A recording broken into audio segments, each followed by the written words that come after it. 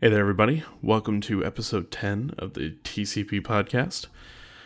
This is your host, Mackie, and tonight I am joined by other fellow Cricket Party member, Kaiser. Yeah. So we're going to do a quick and dirty one here for you. Oh, okay. Yeah. Just because, sometimes you don't want to listen for an hour and 40 minutes, right? If you don't want to talk to me for an hour and 40 minutes, you could have told me that before we started recording, but it's fine. I could have, but, So, fun little intro question for you here. And I had notes, a lot of notes, because it's been a while since we recorded, but that's okay. It's been a minute, yeah. Yeah, but just kick us off. What Pokemon do you think fits your personality the most? Ooh, my personality. Not your favorite. Not which one do you think you would be, in particular, like if you wanted to be a cool one, but what Pokemon do you think fits your personality the most?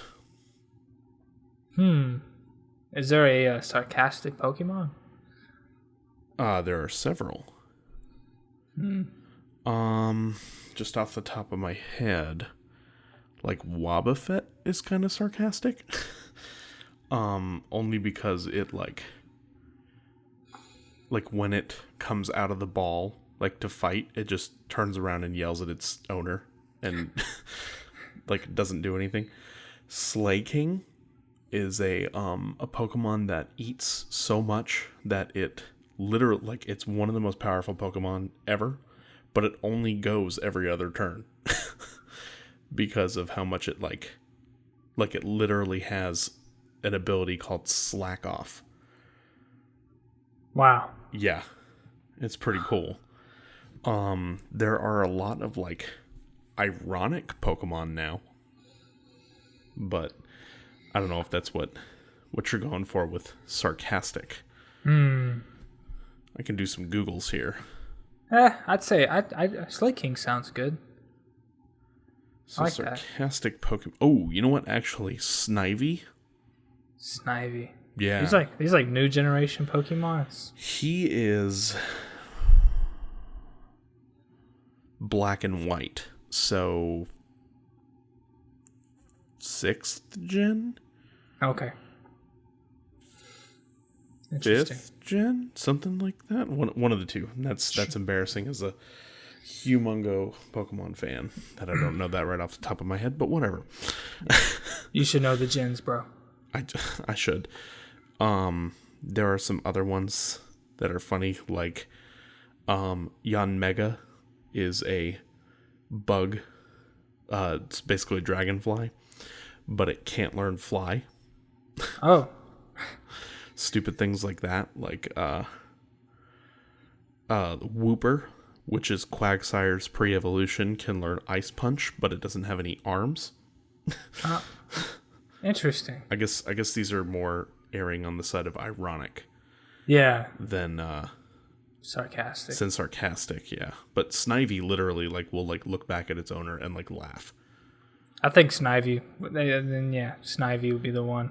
I'll put him on the screen for you guys who don't know what he looks like, but yeah, he legit will just disobey his owner and just not give two craps.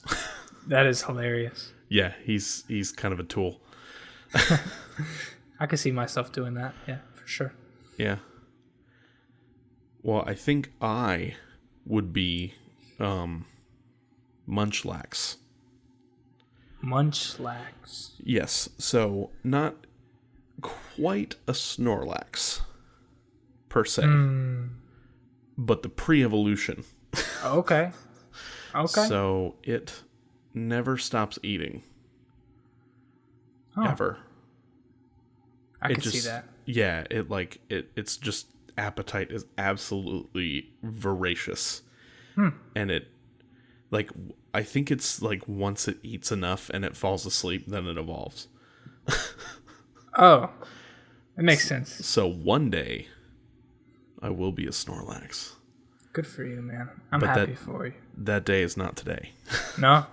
So I am the Munchlax. I was hoping to be something cooler. But alas. Hey, Munchlax is okay. No shame in that, man. No shame in that.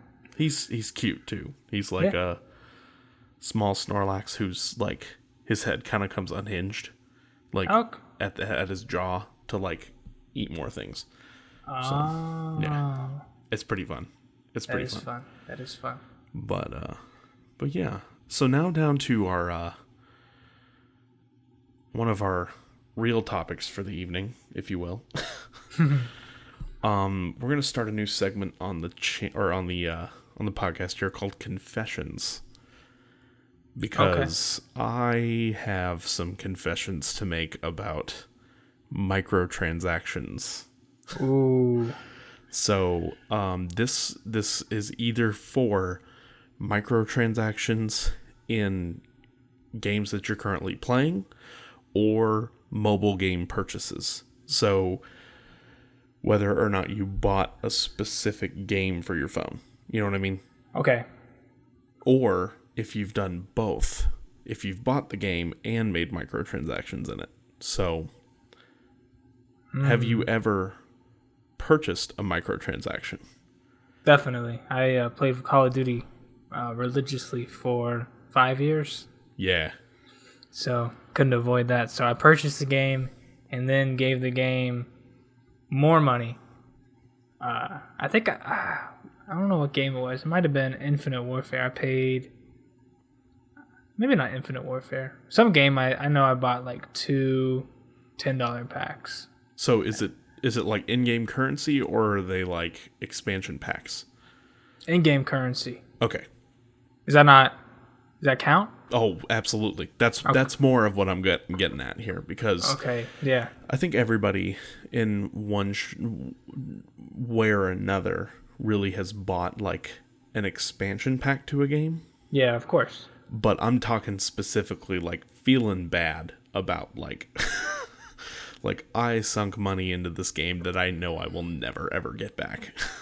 Yeah, I pre-purchased the season pass for Black Ops 4 when they told us that they don't know what the season pass is going to be this year because we're going to give the maps out for free. And I think you get like, I can't remember what you get from the season pass because I don't even play that game anymore, but I know it wasn't worth the extra $40 I paid. So 40? Yeah, I paid $100 for Black Ops 4. Dude. And I've played maybe 30 hours, maybe? Which is, I guess, sounds like a lot to some people, but it's nothing to a Call of Duty game. I was going to say, comparatively, I've put 30 hours in the new Fire Emblem, and I've hardly scratched the surface.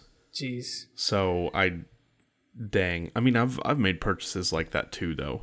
I've definitely purchased games with an expansion pass before, and then just like not played any of it.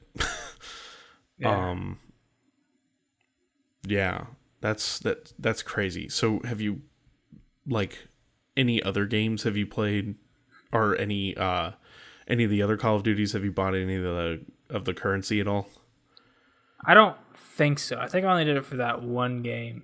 Okay. But I've definitely, let's see, what games am I playing now?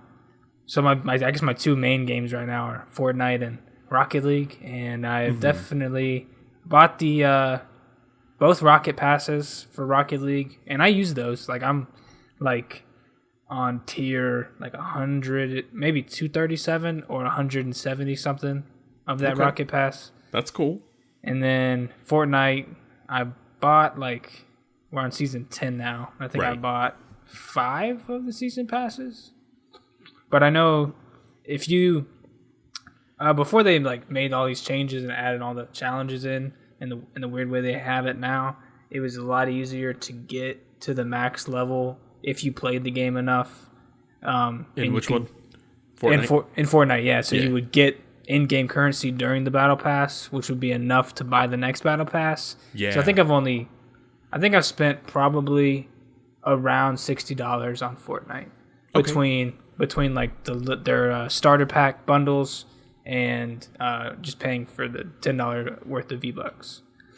Okay, that's not bad because it's something that you play consistently. too. Sure. We'll say that, right? Yeah. Well, season 10 looks cool. I mean, it's got like mechs and stuff, and visually, this is the most appealing, I think, like the ads for Fortnite have ever been for me. Yeah. And I've played like 3 rounds of Fortnite and died almost immediately in all 3, and it was like, this isn't for me.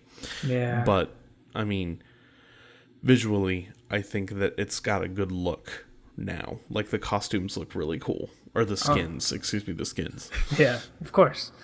What is your confession for this? So this is kind of embarrassing, mainly because I deleted the game. Oh. So I have made mobile game purchases before, but they've been like full games. They haven't been like, Candy Crush for $4.99 or something like that. Okay. And I'm not saying that Candy Crush isn't a full game. If you play Candy Crush and you've invested in it, good for you. That's all you, boo-boo. But the game that I am the most embarrassed about and have actually recently been thinking about re-downloading it and getting back into it because I've invested this money is the Mighty Quest for Epic Loot. Is that it's a mobile game? It is, yeah. Okay. So it's a free-to-play dungeon crawler. It's basically Diablo, or like a Diablo Light. Okay. And it's based on dungeons that are only 2 floors, so it's mainly a floor and then like a boss floor. Okay. And it's playable with one hand, and it's really, really well done. Like it's a Ubisoft game that they have been working on for a long time, and it came out on PC a few years ago, and then they revamped it for mobile. Okay. So it's basically, Diablo Light that you can play with one hand. And it's pretty. It's got cool moves. It's got neat little things in it. And it has, like Fortnite, it has this... not battle pass, but you can get the pass for it or whatever, Yeah. And I was like, all right, you know what?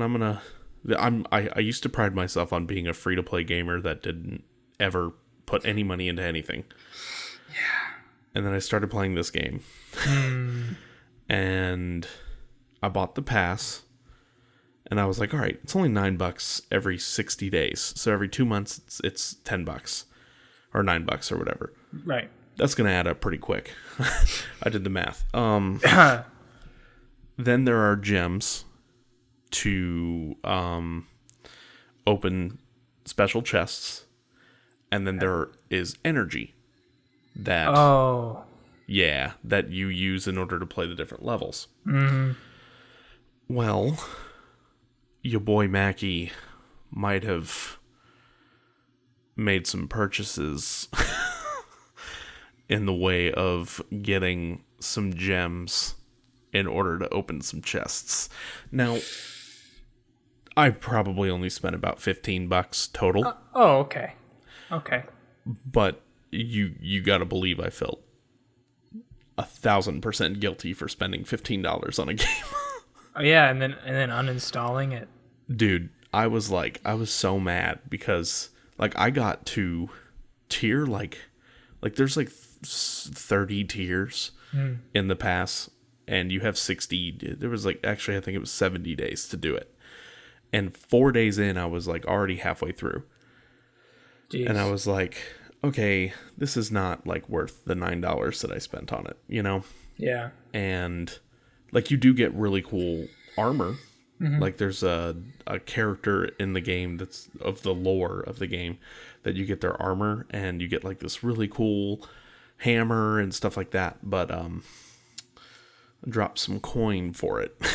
Yeah, you did. And was feeling pretty guilty about it, and was like, you know what? I think I need to delete this. So I did. And then I think it was the night before last, something in my brain said, I mean, you already paid for it. You might as well just re-download it and play it a little bit. And I was like, I might do that.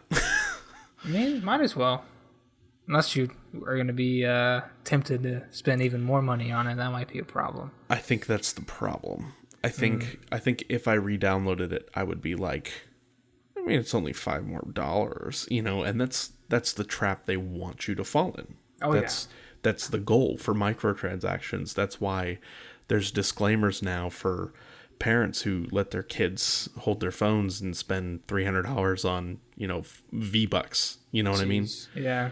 But I've put money into Pokemon Go as well, but it was only ever on like gift cards. Like if someone gave me an iTunes gift card. Okay. Like I have Spotify, so it's not that I don't buy music ever, but I don't buy music anymore. Because it's all online now and you can just listen to it for, $6 a month or whatever. For sure. But yeah, mainly that was for incubators in Pokemon Go. Oh, to get more so you could hatch more? Yeah. Because, like, when my buddy went to Japan, he kept sending me gifts in the game every day. You can send somebody a gift. And each of one of those gifts was a Japanese egg. Oh. And eggs from other regions have higher chances for shinies. Oh. So I was like, So I plopped down some coin on that too. But, I mean, like I said, it's all just been in gift cards and everything. So I haven't been like spending actual money on Pokemon Go. But have you ever bought a mobile game? Just like a $4.99, $9.99 game? Yeah, I have. About Monopoly. Oh, nice. On my phone. I think they discontinued support for that. Yes. I think I also bought the Game of Life. They discontinued support for that as well. I'm seeing a trend in board games here. Yeah, I think that about those two. What other games? Bloons Tower Defense 5. Okay, those are actually really fun. I enjoyed it. So I don't blame you for doing that. It eats the battery now. I need to get a new phone with the better battery. But that is nice. I think those are the only like full games I've purchased. Okay, that's recently. Not bad. Yeah. Oh wait, recently you bought the Game of Life? Oh no, not recently, but like in my recent memory. I'm sure I bought stuff back when I had like an iPod Touch. Oh yeah, we all did. Let me just look real quick. Yeah, for sure. Mario Run. Talk about a disappointment. $10 to unlock the extra 8 worlds, and they haven't added anything into it except for like the rally or whatever. Yeah. And that's ridiculous. Yeah, it's terrible. Yeah. Have you played Dr. Mario World yet? I've not. It's actually fun. It is not Dr. Mario. It's like a different take on it. Like you drag the pills instead of Tetris or Puyo Puyo. It's not for me. It's not where it's at. I gotcha. Did you ever get into Clash of Clans? I downloaded it twice, maybe 3 times, played for like 15 minutes and was like, this is not my style. That's fair. What about Clash of Lords? No, if it had Clash in the title. That's fair. I tried Clash of Clans and then thought like they were all kind of the same. And was just like, this isn't for me. They're similar. Clash of Lords is more of your card-based. Ooh, did you say card-based? Yeah. Ooh. But it's like... Ooh. You have cards... It's not even necessarily. You have cards of the different characters, but you still like place the troops onto the screen and they attack. So I don't know how that compares to like Hearthstone, or Hearthstone. I don't know how you say it. It's Hearthstone. Hearthstone is more like Magic or Yu-Gi-Oh. Oh, okay. Where you place the cards or place the characters and then choose what their action is, whether they defend or attack. Okay. That's fair. Which, dude, if you want to talk about some card-based games, Yeah. I was a huge Yu-Gi-Oh fan. Arguably still am.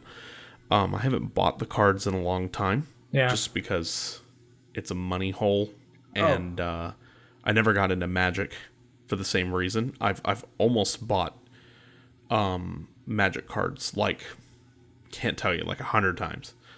But just never did because I know that it's a money hole. Yeah.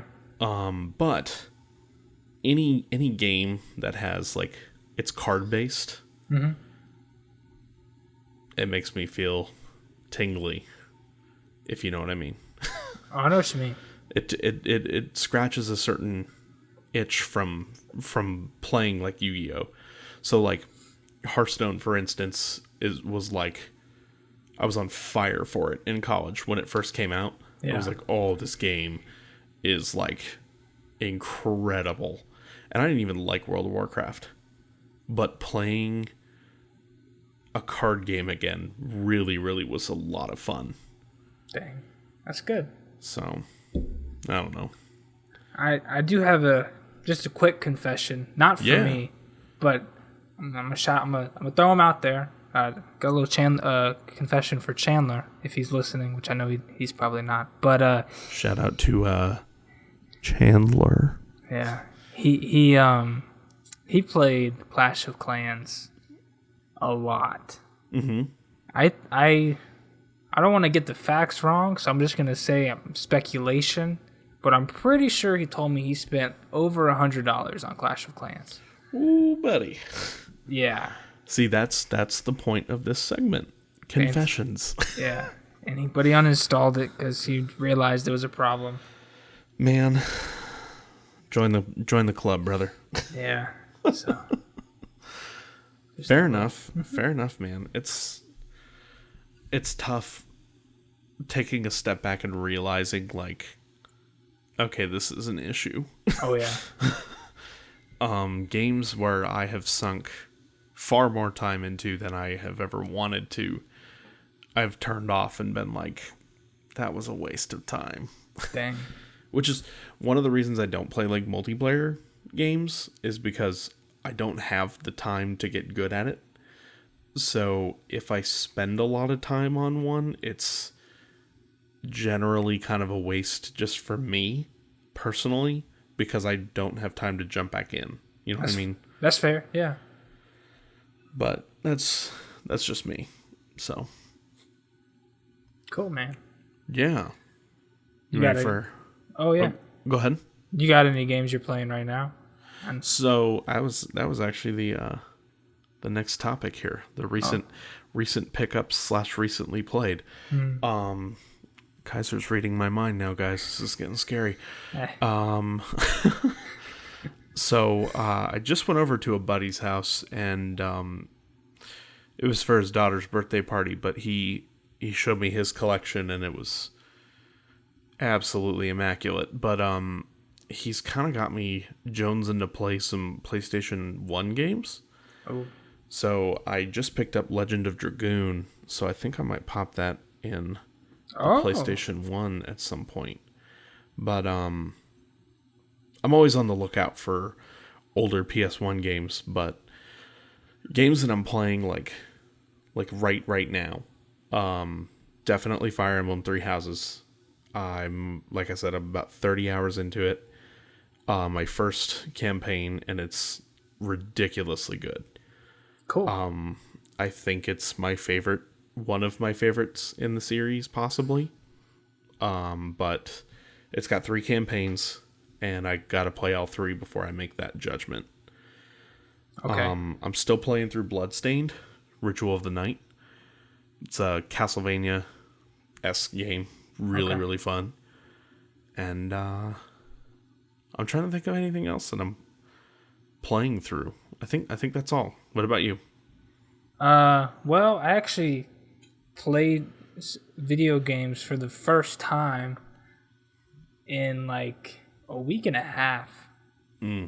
On today's Saturday. I played for the first time on Tuesday, I want to say. It's a good feeling. Yeah, and I was like, this is nice. Still good, which was nice. Yeah, for sure. But haven't I don't like have a lot of extra money right now to like buy new games, and I pay for Game Pass. That's true. Pay for Game Pass, so I haven't had a chance to look at what Game Pass has on there. But I'm gonna be looking at that, and we'll be on the lookout for something to talk about on the next podcast. So I'm not just, oh, you know me, I'm just playing Rocket League and Fortnite still. So yeah. Well, I think it's September, but Gears 5 comes to Game Pass, so yeah. Not that I care, but Yeah. I'm gonna give it a shot because I did not like Gears 4 at all. But I'm gonna give this one a shot. I know you're not a huge fan of the Borderlands series, but 3 comes out in September. Yeah. But that's okay. You don't have to be a huge fan of everything that I'm a fan of. Yeah. September, October. Is that how it goes? Yeah. So October, month after September. If for those of you who don't know, I had to put that together just now, like I did. Anyways, thanks for that. Yeah. October we got Call of Duty Modern Warfare. It's that close. I thought it would be like March. No, dude. It's either October or November. I think it's October, but that's gonna be the one. If I don't like the multiplayer, I'm 100% playing the campaign, and that's gonna be up on the channel, 100%. Even if I don't like the multiplayer, at least there's a campaign this year to give some kind of incentive for people that purchase this game. So yeah, for sure. And there's not zombies. Am I right?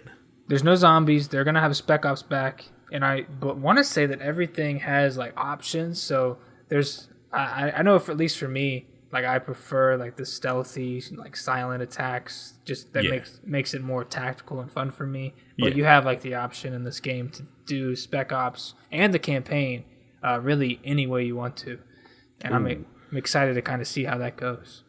It's not just a run and gun. Yeah, that's cool. I like that. And it's gonna be really controversial, so even more reason. Yeah, I don't know if you know. I'm sure you do about the no Russian mission in Modern Warfare 2 and 3. Oh, for sure. So their goal with this campaign is to make the entire campaign, no Russian-esque. So it's everything's gonna have that kind of moral line that you're walking, kind of how decisions are kind of made realistically in the military. Interesting. As far as like, do you, like who you attack, like who's a threat, who's not a threat. Yeah. Like, so you'll have to choose yourself. Yeah.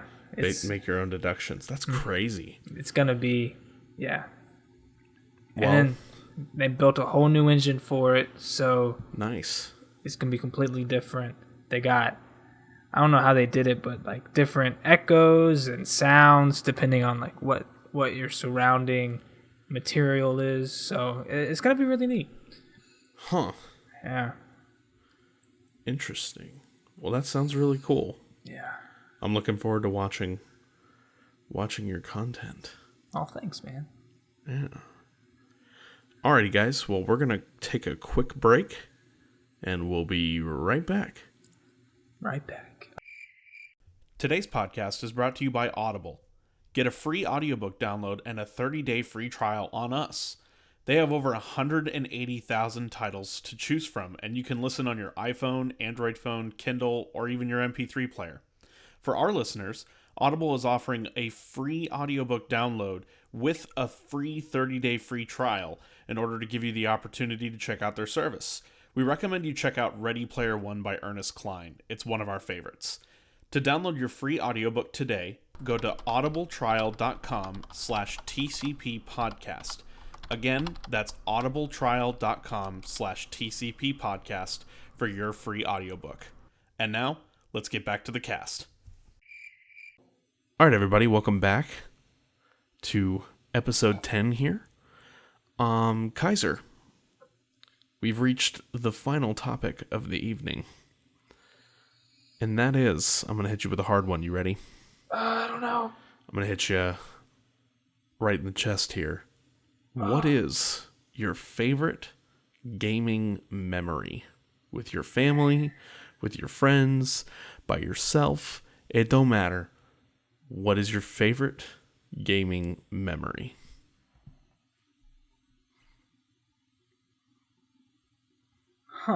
Favorite And gaming it's memory. silent. Yeah, you gotta think about that. Well, you want me to go first? Please. Okay, I'll go. I love that. Please. Yeah. Okay, so I have a lot of just favorite gaming memories, whether it be receiving certain games at certain points in my life, whether it be playing certain games at certain points in my life, achieving certain things in certain games, that just, bring me a lot of joy, right? But I think the gaming memory that I will always kind of cherish, if you will, is from my childhood. So when I was super young, you guys, well, we actually talked about this on the podcast before. My aunt got me that Sega Genesis, and I had like Sonic 2. I had that M game that we talked about, Primal Fury. Right. And then I had Toy Story, and I had Aladdin.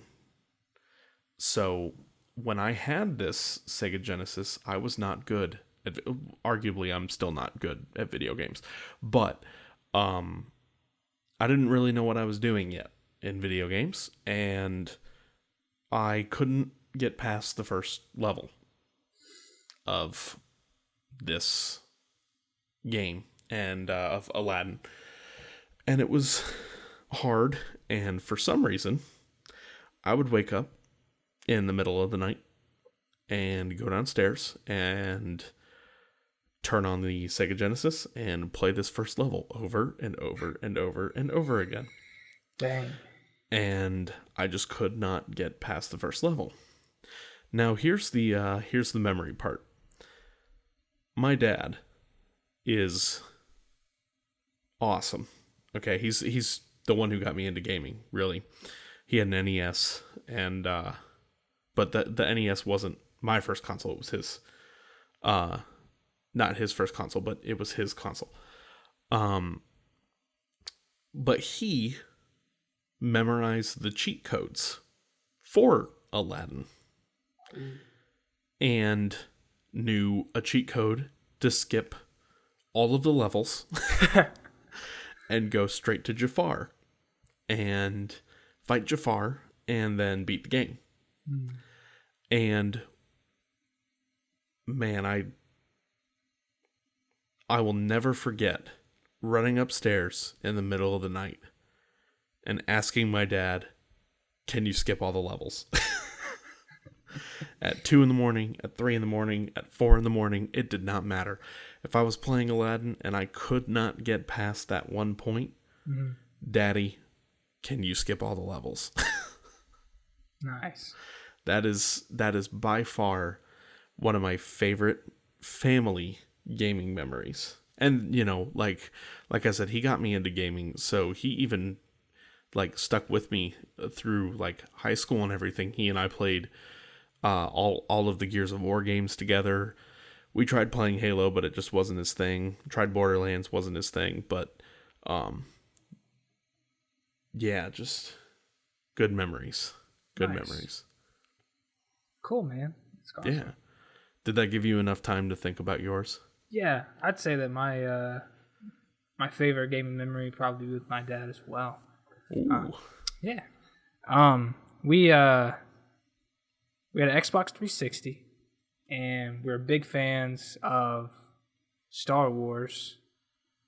And well, I guess there's multiple. We had the original Xbox and then Xbox 360. So on the original Xbox, we played Star Wars Knights of the Old Republic 1 and 2. Played that together. Well, not together.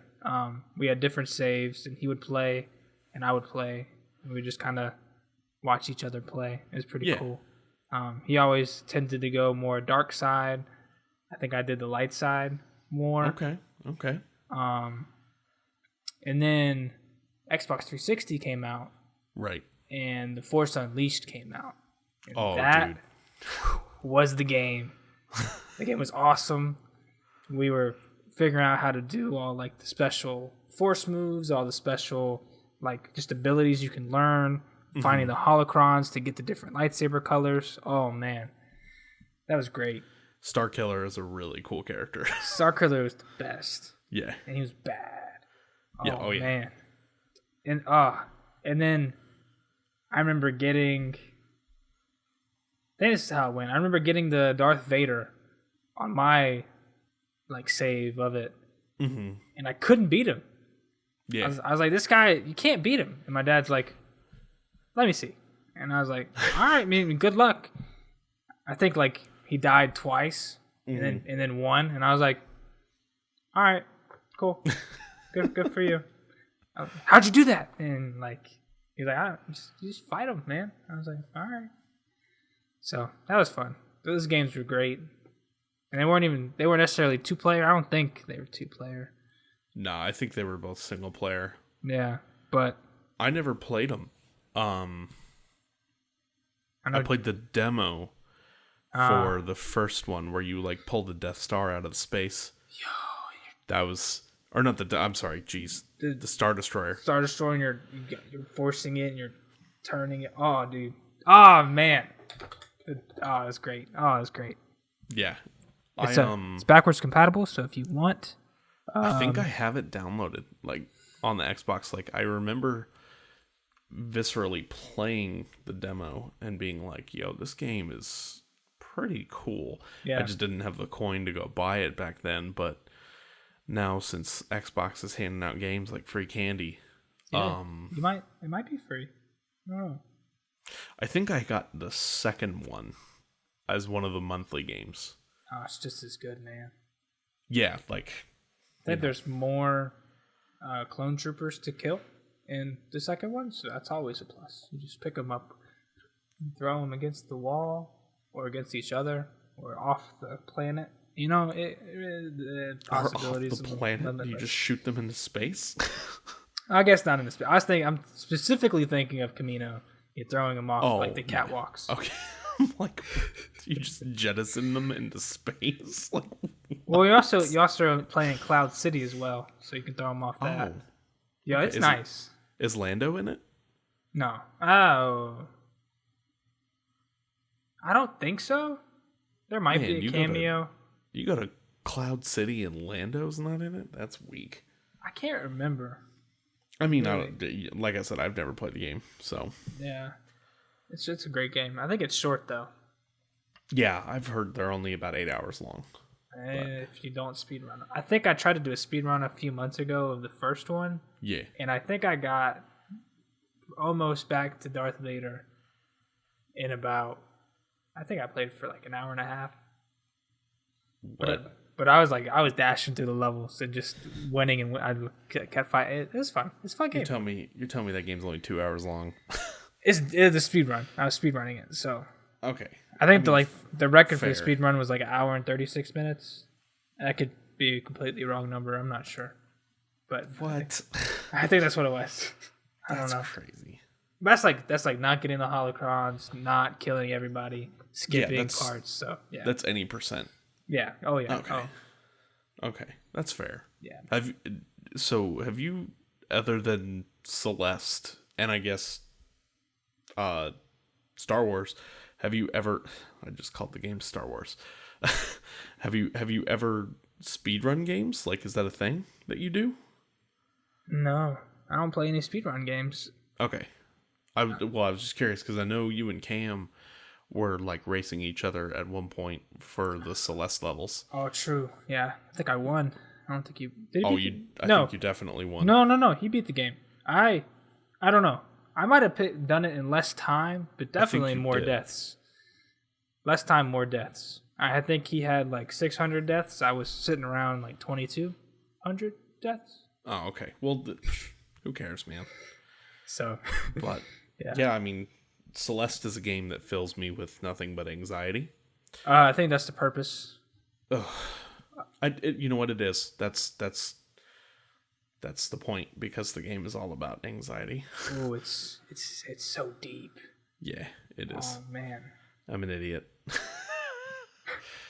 But yeah, that's cool that both of our gaming memories are with our parent or with our dads. Yeah, That's pretty neat. Not my favorite, but a really great memory is when I play Call of Duty. I play on the highest sensitivity, and this is back. Modern Warfare 3 was big. I had my mom sit down in my chair, and I was like, "Try it out." And she was like, "I'm not gonna." It's like, "It's fine. You'll figure it out." And she couldn't get like past. I don't know what it's called, but like where you keep your character like level, like the head. So like she was like looking down, looking up, looking down, looking up. Couldn't keep it balanced. And it was just, I guess, funny at the time, but it shows that just not everything comes so naturally to everybody. No, for sure. For sure. Some people are better with platformers than like a first-person type game, or a game where you're controlling a character three-dimensionally and stuff like that. So yeah, and a lot of people can't play first-person games because they make them sick. Yeah, I've heard that. So my mom is that way. That's how I got Skyrim. That's how you got Skyrim? Mm-hmm. Someone gave it to you? Yeah. Guy my dad worked with, he's like, "I can't play this. It makes me sick." And my dad's like, "You want this?" And I was like, Yes. Give it to me now. I do want this. Thank you, Father. Yeah. Yeah, I mean, some people can't play VR games. Some people can't play first-person games. It's just a matter of whether or not the game makes you sick. And that's the thing. I don't go on roller coasters because they make me sick. And I know that's lame, but it's the instant dropping. You know what I mean? Yeah. So, and a lot of people playing first-person games feel that sensation, if that makes sense. That's fair. I thought I was going to feel that whenever I tried out your Galaxy Quest. That's not what it's called at all. Oculus Quest. Yeah, But so I was minorly concerned when I first got it. Oh. Because the first time I put it on, I was like, "This is awesome." I'm already starting to feel a little queasy. Yeah, dude, if you need somebody to borrow it so you can just not feel sick, I can take that sacrifice. I can handle it. Kaiser really likes Robo Recall, guys. Oh, man. I wish you guys could have seen my screen, but I'm glad you could not. Because I was not nice to those robots at all. They didn't deserve what they got, but I gave it to them. We'll have to figure out a good way to record the quest and then get it out there. Because when you come for the next Cricket Con, we'll get you on a recording playing. Dude, if you find out how to record the quest, this channel's over. Oh, there's a record feature in the headset. Like, you can record the game no problem, but we need a green screen. We need all these different things in order to make it look like you're in the level. Like, you've seen those Beat Saber videos where the people are like standing on the bridge. You can record on the thing? Yeah, you can just record straight onto the headset. Oh, there's ways. I have a green screen in my parents' house. There you go. Done. Bring it to the next Cricket Con. Ladies and gentlemen, announcing a new series. Kaiser plays Robo Recall. Yeah, you can have that green screen. I'm not going to use it. Oh, I'm not going to take it. It's at my parents' house. We'll talk about that another day. Okay. Alrighty, guys. Well, this has been episode 10 of the TCP podcast. Be sure to rate our podcast, because that would help us immensely. Do us a favor and subscribe, as well as follow us on Twitter at The Cricket Party. This has been your host, Mackie. It's been Kaiser. And we thank you guys for listening, and we'll catch you in the next one. All right, everybody, welcome back to episode 10 here. Hope you enjoyed our nice little Audible sponsorship. be sure to sign up for that. We're going to come in now. We're not going to use that. That was dumb. Oh, man. I'm sorry. So, mental note, around 36:20. Oh, for real? We recorded like 5 seconds off each other. Oh, really? Yeah, I'm at right now I'm at 36:29. Oh, I'm at 20:30 right now. Very cool. Cool.